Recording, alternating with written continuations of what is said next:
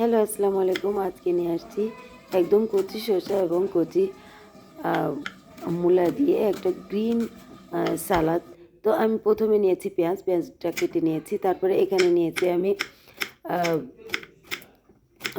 মূলাগুলি আমি এইভাবে গোল গোল করে কেটে নিয়েছি। আপনি চাইলে একদম চিকন চিকন করে লম্বা লম্বা করে কাটতে পারেন। তো আমি দেখেন এই ছোটো পিচ্ছি শসা নিয়েছি। তো এটা ছিলবো না, এটার উপরের এটা একদমই ছোট্ট কচি শসা। তো এই শসাগুলিকে আমি এইভাবে কেটে নেব। আপনি চাইলে ছিলে নিতে পারেন, আমি এটা ছিলবো না। আমি ধুয়ে নিয়েছি, ভালো করে ধুয়ে এই শসার যে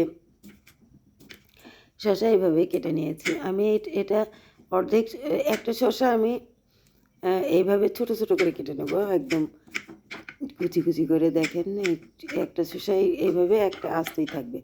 তো এইভাবে আমার কাটা হয়ে গিয়েছে। তারপর প্রথমে নিয়েছি এই যে দেখেন মূলার যে প্রথম যে ডাঁটিটা ওইটা নিয়েছি, পুদিনা পাতা নিয়েছি, ধনে পাতা নিয়েছি, কাঁচামরিচ, তারপরে এই যে দেখেন রসুন, আদা, তারপরে পেঁয়াজ। তা দেখেন এই যে মূলার যে আগার অংশ আছে এটা, আর এটা হলো বিট লবণ। তো এইটাকে দেখেন চাটনি বানিয়ে নেব আমি। তারপরে চাটনি বানিয়ে আমি লেবুর রস এখানে চিপে দেবো। তারপরে দিয়ে দেবো এখানে আমি বিট লবণ। আপনি নর্মাল লবণও দিতে পারেন, কিন্তু আমি একটু হেলদি বানাবো, এই জন্য বিট লবণটা দিয়ে দিয়েছি। আর বিট লবণ দিলে স্বাদটা অনেক বেশি হয়।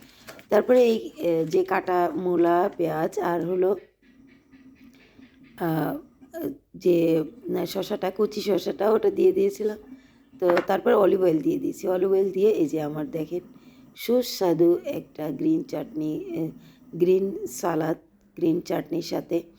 কেমন লাগলো? আসসালামু আলাইকুম।